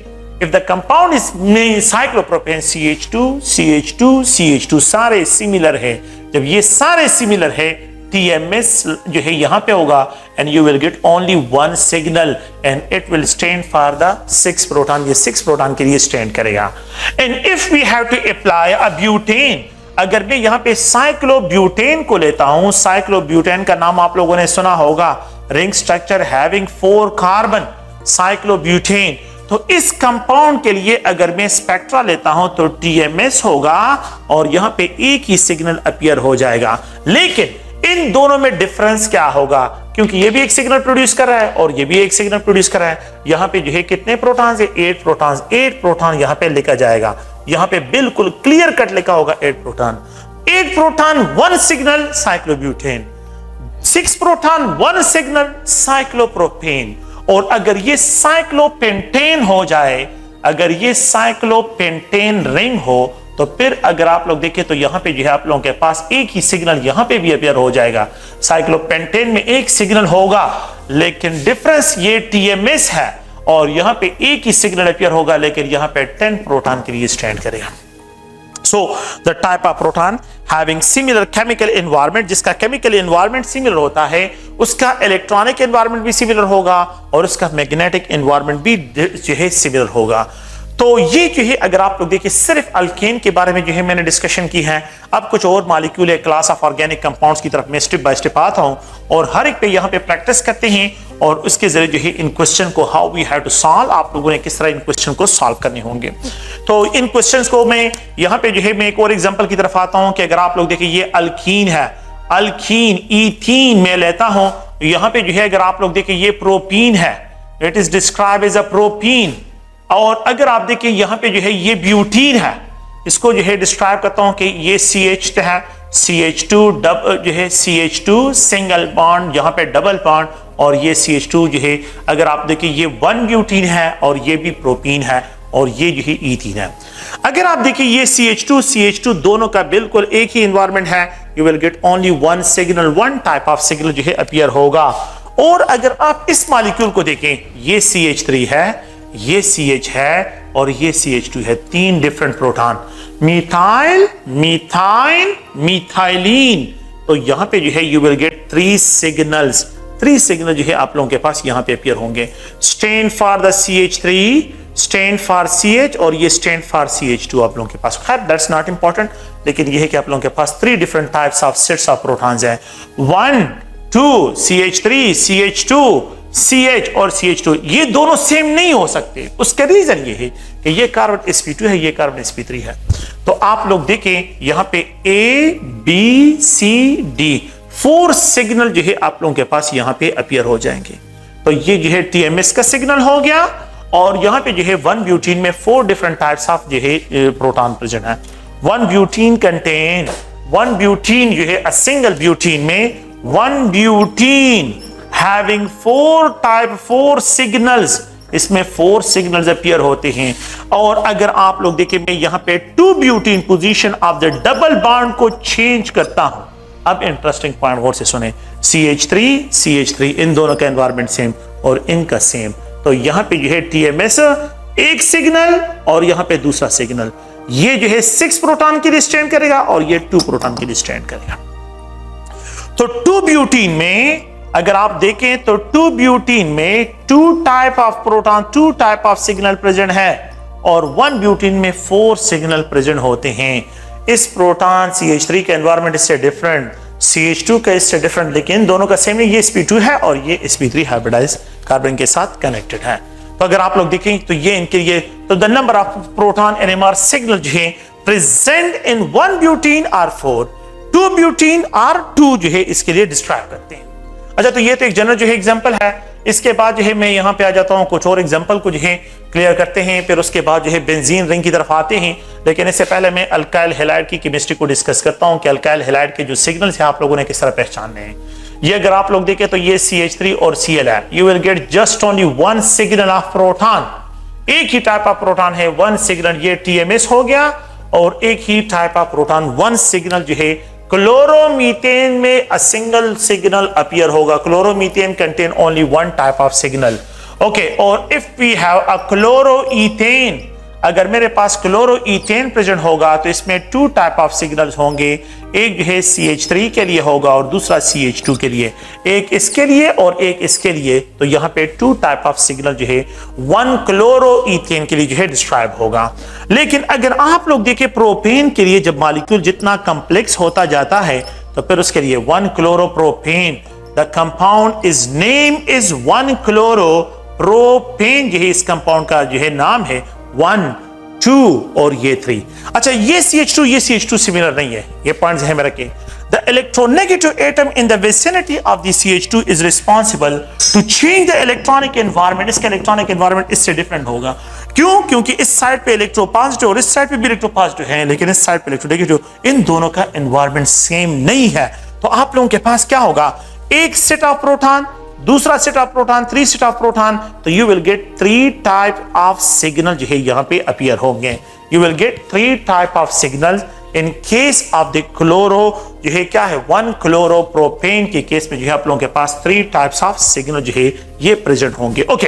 And अगर इसका एक आइसोमर लेता हूं और वो है 2 क्लोरोप्रोपेन, प्लीज आप इस क्वेश्चन को थोड़ा सा गौर से देखें कि ये 2 क्लोरोप्रोपेन है, तो ये इसका आइसोमर है, पोजिशनल आइसोमर है। तो 2 क्लोरोप्रोपेन अगर मैं लेता हूं तो ये मेरे पास TMS है, टेट्रामीथाइल साइलिन है।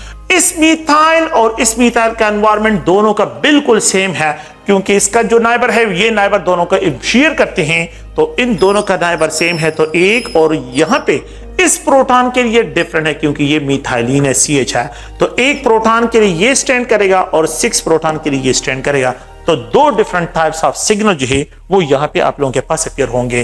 तो एक सिग्नल A हो गया और एक सिग्नल B जो है हाइड्रोजन के लिए डिस्क्राइब होगा। तो 2 टाइप्स ऑफ सिग्नल जो है अल्काइल हैलाइड्स के इस मॉलिक्यूल में आप लोगों को ऑब्जर्व होंगे। And if we have a compound having CH2 और यहाँ पे CH2, यहाँ पे जो है क्लोरीन है और यहाँ पे ये क्लोरीन है 1 2 3, तो अगर आप लोग देखें तो 1,3 dichloropropane, the compound is name is 1,3 dichloropropane. ये कंपाउंड जो है अगर आप लोग देखें 1 और यहाँ पे ये 1,3 डायाक्लोरोप्रोपेन इस compound, how many signal will observe in case of the 1,3? इन दोनों का एनवायरमेंट क्लोरीन, इस साइड पे भी क्लोरीन, यहाँ पे ये इन दोनों का एनवायरमेंट सेम होगा और इसका एनवायरमेंट इससे डिफरेंट है, तो ए और बी दो सिग्नल जो है यहाँ पे भी अपीयर होंगे, दो सिग्नल अपीयर होंगे। लेकिन अगर मेरे पास एक कंपाउंड है और इसका आइसोमर है, तो आप लोग और से देखें कि ये CH2 और ये Cl है। अगर आप लोग इसको देखें तो यहां पे जो है ये इस कंपाउंड का नाम क्या है 1 2 3, ये इसका पोजीशन आइसो 1 2 डायाक्लोरोप्रोपेन, 1 2 डायाक्लोरोप्रोपेन, 1 3 डायाक्लोरोप्रोपेन, 1 2 डायाक्लोरोप्रोपेन। यहां पे इसके जो है ये दो आइसोमर, मैंने यहां पे एक आइसोमर ये लिखा है, तो जो सेकंड आइसोमर है इस आइसोमर के लिए अगर आप सिग्नल्स को देखें, ये CH2 है, ये CH है, ये दोनों सेम नहीं हो सकते। ये CH2 है, ये CH है, ये CH2 है, ये CH है, इन दोनों का सेम नहीं हो सकता, और ये CH3 है, तो CH3 CH2 और Cl, तो यू विल गेट 3 सिग्नल्स। तो यहां पे जो है एक सिग्नल A, ये B और ये C, तो 3 डिफरेंट टाइप्स ऑफ सिग्नल जो है इस मॉलिक्यूल में आप लोगों को ऑब्जर्व होंगे।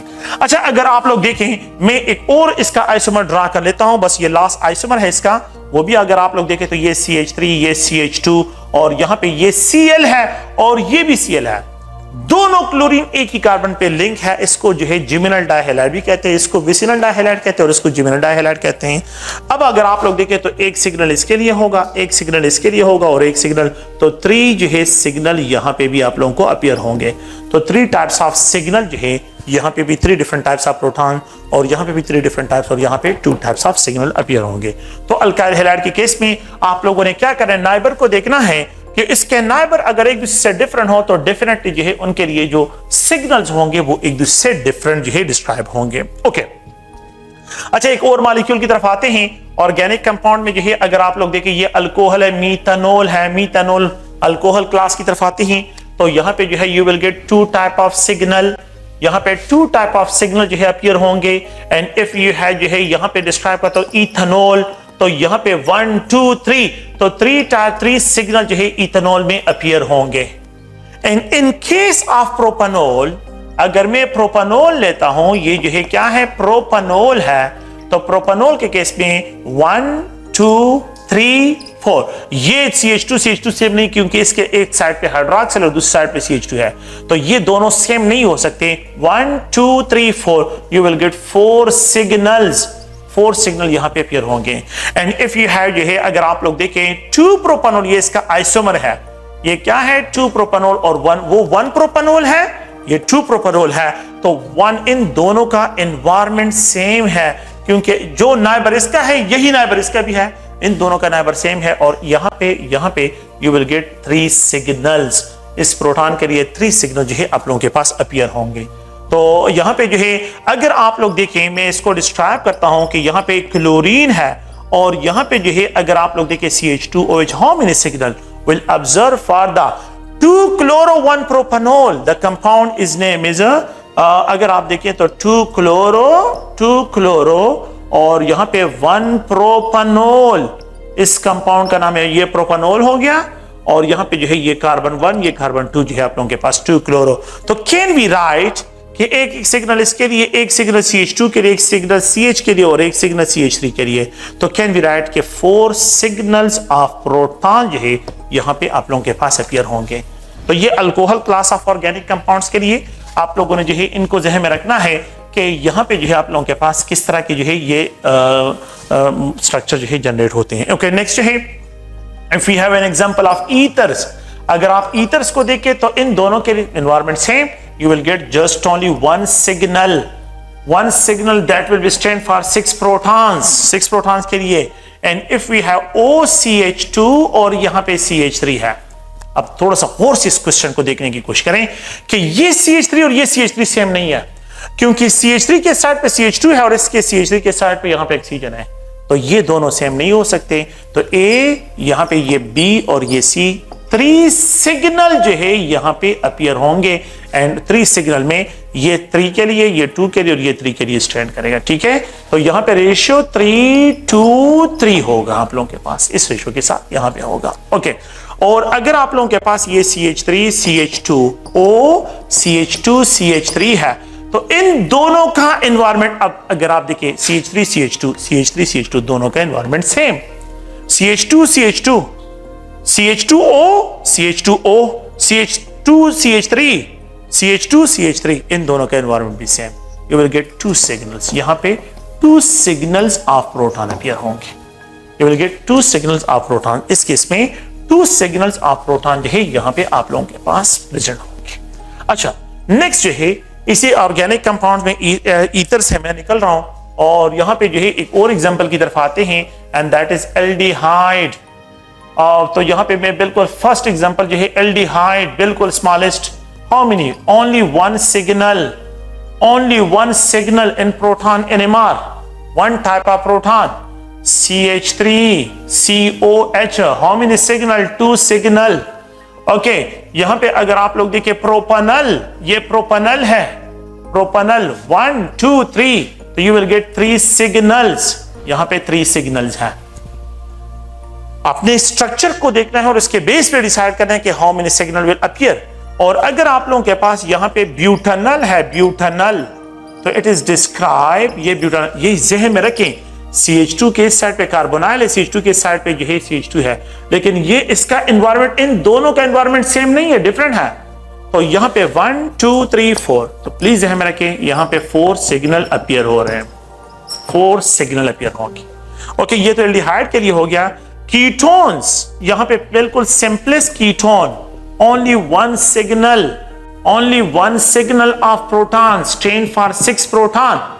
ओके, यहां पे अगर आप लोग देखिए जो है, प्लीज इसको प्रोपेनोन भी कहते हैं, it is described as a butanone, CH3 carbonyl, ये CH3 सेम नहीं है, इस CH3 के साइड पे तो CH2 है, तो ये सेम नहीं है, ये और ये 3 सिग्नल आप लोगों के पास अपीयर होंगे।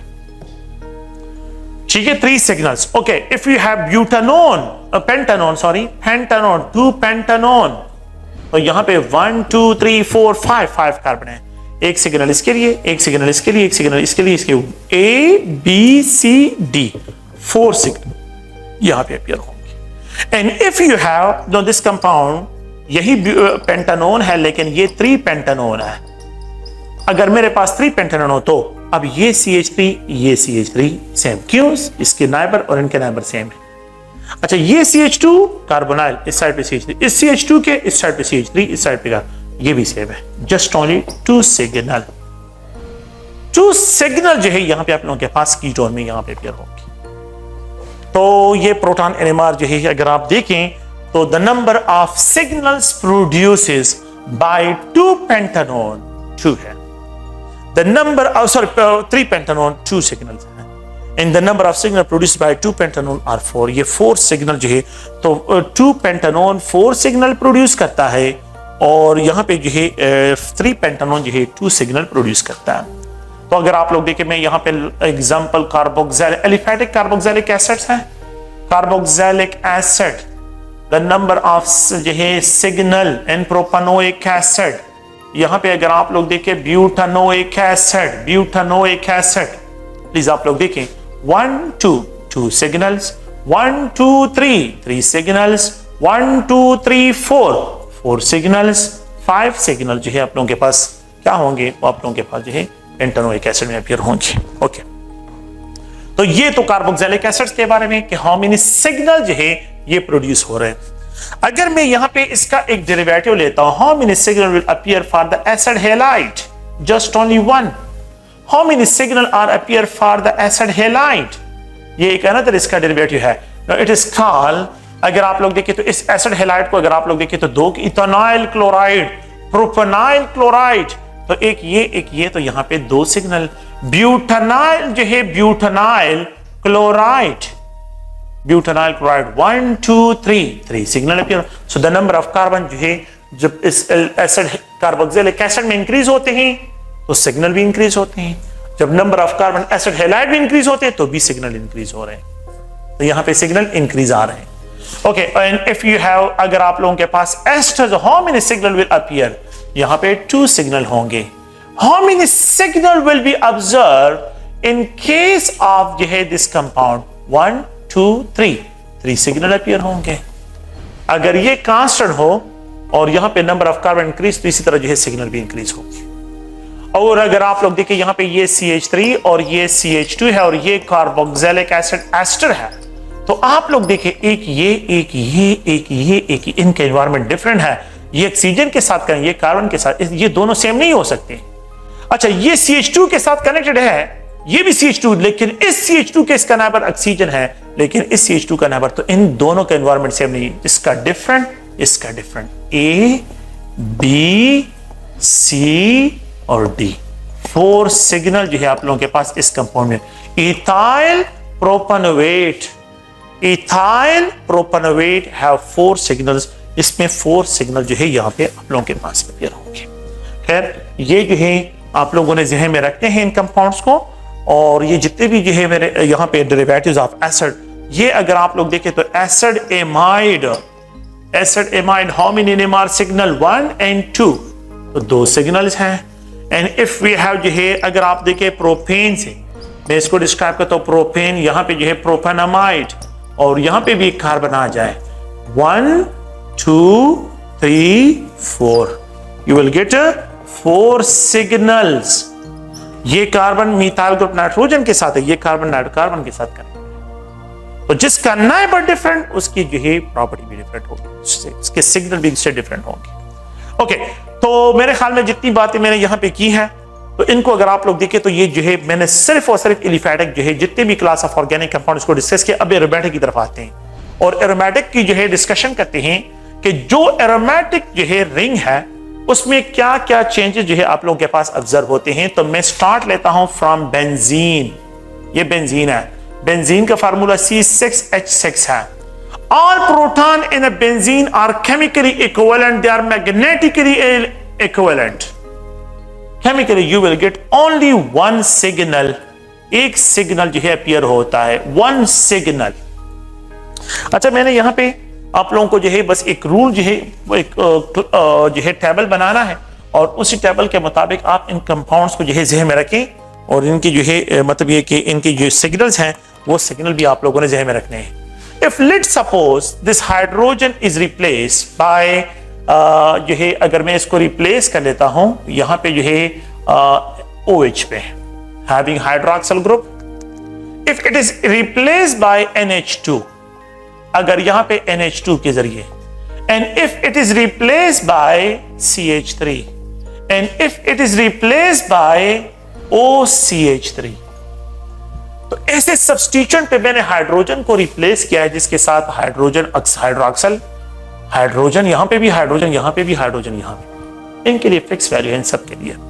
देखें, एक सिग्नल इस प्रोटॉन के लिए, ये आर्थो प्रोटॉन, ये पैरा प्रोटॉन, ये जो है मेटा प्रोटॉन, तो ये आर्थो, ये मेटा और ये para.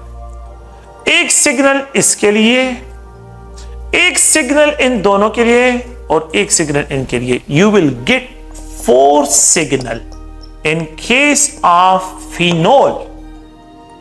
In case of phenol you will get 4 signal. The same 4 signal will appear in case of, बिल्कुल ये फिक्स है, for aniline. The 4 signal will be appear for toluene. The 4 signal will be observe for anisole. 4 signal, ये anisole है, anisole, toluene, aniline, इसको क्या कहते हैं, aniline, और ये फिनोल है। ये सब के लिए constant value, there is no change, यहां पे कोई चेंज नहीं। Okay, and if there is, मैं यहां पे एक और एग्जांपल लिखता हूं, कार्बोक्सिलिक एसिड, बिल्कुल यही इशू है। And if you have amides, बिल्कुल यही 4 सिग्नल इसमें भी अपीयर होंगे। यहां पे कोई भी हो लेकिन उसके साथ हाइड्रोजन है, उसके साथ हो, तो 4 सिग्नल प्रोड्यूस करेगा। ये मानो सब्स्टिट्यूटेड है, डाई सब्स्टिट्यूटेड नहीं है, दे आर मानो सब्स्टिट्यूटेड, इनको मानो सब्स्टिट्यूटेड से डिस्क्राइब करते हैं। तो ये एमाइड्स है, यहां पे कार्बोक्सिलिक एसिड्स है, और यहां पे अगर आप लोग देखें तो यहां पे अगर आप लोग देखें कीटोन, फॉर्मल्डिहाइड, बल्कि बेंजल्डिहाइड, यहां पे जो है एसीटोफिनोल, एसीटोफिनोल, ये सब के सब जो है आप लोगों के पास 4 सिग्नल, ये सब के सब 4 सिग्नल प्रोड्यूस करते हैं। लेकिन अगर ये बेंजीन रिंग है और यहां पे जो है क्लोरीन अटैच है, यहां पे ये बेंजीन रिंग है और यहां पे नाइट्रो ग्रुप अटैच है, यहां पे एक बेंजीन रिंग है और यहां पे फ्लोरीन, इनके साथ तो प्रोटॉन नहीं, हाइड्रोजन नहीं है ना, अब क्या होगा? इसके लिए एक सिग्नल, इन दोनों का बिल्कुल सेम, इन दोनों का एक सिग्नल होगा, इन दोनों का मेटा वालों का और पैरा वाले का डिफरेंट होगा। 1 2 3 1 2 3 1 2 3 proton proton proton, 3 signal 3 signal 3 signal, इन सब के लिए 3 सिग्नल होंगे। विदाउट हाइड्रोजन मानो सब्स्टिट्यूटेड हो तो 3 सिग्नल्स, अलॉन्ग हाइड्रोजन हो और सब्स्टिट्यूशन हो बेंजीन पे तो 4 सिग्नल्स होंगे। So along hydrogen on the substitution 4 signals, without hydrogen on the substitute benzene ring 3 signals, 3 signal appear होंगे मानो सब्स्टिट्यूटेड में, ये आप लोगों ने ध्यान में रखना। ओके, और अब अगर मैं क्या करता हूं, यहां पे डाई सब्स्टिट्यूटेड की तरफ आते हैं, डाया सब्स्टिट्यूटेड बेंजीन, ठीक है, अलॉन्ग हाइड्रोजन हो, अलॉन्ग हाइड्रोजन, अलॉन्ग हाइड्रोजन, तो प्लीज आप देखिए ये है फिनोल है, फिनोल, और एक दूसरा हाइड्रोक्सिल ग्रुप यहां पे कनेक्टेड हो, इसको जो है अगर आमतौर पे हम डिस्क्राइब करते हैं कैटिकोल, कैटिकोल, तो 1 इन दोनों का सेम एनवायरनमेंट ए, इन दोनों का बिल्कुल देखिए, neighbour hydroxyl neighbour hydrogen, neighbour hydrogen, neighbour hydroxyl neighbour hydrogen, neighbour hydroxyl neighbour hydrogen, इन दोनों का सेम एनवायरनमेंट, और इसका नाइबर हाइड्रोजन नाइबर हाइड्रोजन, इन दोनों का भी सेम एनवायरनमेंट। 1 2 3, तो 1 2 प्रोडक्ट है इस, ये 3 सिग्नल प्रोड्यूस करता है। कैटिकोल 3 सिग्नल्स यही ये प्रोड्यूस करता है। और अगर रिसार्सिनोल को देखें, रिसार्सिनोल, रिसार्सिनोल देखें, हाइड्रोजन का नाइबर हाइड्रोक्सिल हाइड्रोक्सिल, इस प्रोटॉन का एनवायरनमेंट हाइड्रोक्सिल हाइड्रोक्सिल, तो ठीक है ये तो सेम हो गए। अच्छा, यहां पे हाइड्रोक्सिल हाइड्रोजन, यहां पे हाइड्रोक्सिल हाइड्रोजन, इन दोनों का एनवायरनमेंट सेम और इस हाइड्रोजन का डिफरेंट। 1 2 3 4, बिल्कुल फिक्स वैल्यू है 4 सिग्नल्स, यहां पे 3 सिग्नल्स, यहां पे 4 सिग्नल्स। सो रिसार्सिनोल में 4 सिग्नल जो है ये प्रोड्यूस होंगे, 4 सिग्नल्स ये प्रोड्यूस करेगा। And if we have hydroquinone, hydroxyl hydroxyl 1 signal, hydrogen hydrogen, hydrogen hydroxyl, hydrogen hydroxyl, इन दोनों का same, hydrogen hydroxyl, hydrogen hydroxyl, इन दोनों के भी सेम, इन चारों को देके ये सेम है, तो एक सिग्नल ये हो गया, एक signal, you will get 2 signal. तो पैराक्विनोल जो है, अगर आप लोग देखें, para 1,4 dihydroxy benzene 2 signal produce करता है, 1,3 डाइहाइड्रोक्सी बेंजीन 4 सिग्नल, जिसको रिसार्सिनोल भी कहते हैं, ये हाइड्रोक्विनोन है, और यहां पे 1,2 डाइहाइड्रोक्सी बेंजीन 3 सिग्नल प्रोड्यूस करते हैं। Can we differentiate between the isomers? Which of the following जो है डाइसब्स्टिट्यूटेड बेंजीन प्रोड्यूसेस 3 सिग्नल? 1 2 8 जो आइसोमर है, और जो 1 3 है वो जो है क्या 4, और जो 1 4 है तो वो प्रोड्यूस करते हैं ओनली 1। तो ये 2 सिग्नल प्रोड्यूस करता है, ये 4 सिग्नल प्रोड्यूस करता है, और ये जो है 3 सिग्नल प्रोड्यूस करता है।